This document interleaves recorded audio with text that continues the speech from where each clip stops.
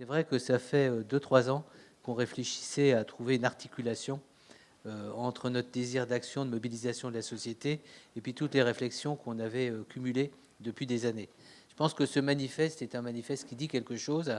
Et tout à l'heure, on parlait de l'expertise de la personne qui vit la maladie, la réalité au quotidien de la maladie, qui la vit et qui défend ses valeurs au-delà de la maladie et qui a besoin de valeurs d'autant plus fortes que la maladie, d'une certaine manière, les convoque ou les provoque ou les met quelquefois en cause. Je trouve que ce qui est beau dans ce manifeste, c'est la manière dont il a été rédigé.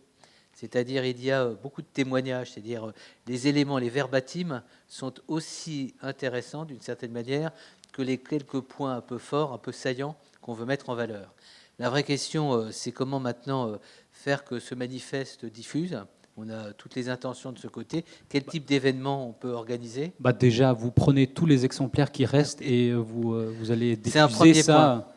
Puis un dernier point auquel je réfléchissais quand on entendait toutes ces initiatives dans la cité. Donc on nous a parlé de la Maison des Sages, enfin je veux dire de toutes ces initiatives à mon avis intéressantes. Je termine sur ce point qui m'a paru non anecdotique. J'ai été rendre visite à une structure de répit de France Alzheimer qui est à côté de l'hôpital Rothschild. Et très intéressante avec deux parties. La partie accueil des personnes qui passent la journée. Et puis ils avaient récupéré un café à côté pour les proches. Donc il y avait deux approches. Il y avait l'approche proche et puis l'approche des personnes atteintes de la maladie.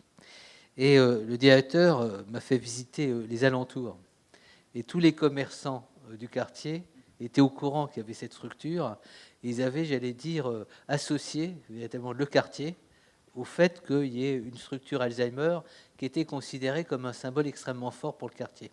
Donc aussi bien les supérettes qui accueillaient les personnes quand elles faisaient des courses, etc., tout le monde était au courant. Et je trouve que ces lieux d'humanité dont on a parlé, là, pour la Maison de Sages, on nous dit d'ici 2020, il y aura 3-4 structures. C'est des lieux également de transformation d'un environnement. C'est-à-dire, il y a le lieu lui-même et il y a un environnement qui se transforme. Et je trouve que de ce point de vue-là, c'est ces réalisations qui peuvent être des têtes de pont. C'est-à-dire, on a un lieu dans la cité et ensuite ce lieu va irradier. Et donc, c'est pour ça qu'il faut vraiment soutenir ces structures, mais également, et c'est le deuxième point qui pour moi est important, ces structures de soutenir les EHPAD. C'est-à-dire, on nous a parlé des événements des EHPAD, mais ce que nous, on voit depuis des années, c'est la qualité d'investissement des professionnels des EHPAD, la qualité d'investissement aussi des familles, notamment dans les structures de gestion des EHPAD, et puis aussi l'attente des gens qui sont accueillis dans ces EHPAD.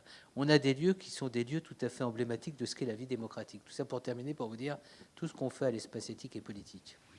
C'est-à-dire, si on n'est pas capable de transmettre nos mots, de les transformer en mots politiques, en des actes dans la cité, c'est pour ça que je trouve ce dont il a été question concrètement aujourd'hui est politique. Si on n'a pas cette ambition, si on n'a pas cette capacité, c'est de la littérature. Donc, soyons tous politiques. Voilà le message du jour. Et bonne fin de journée.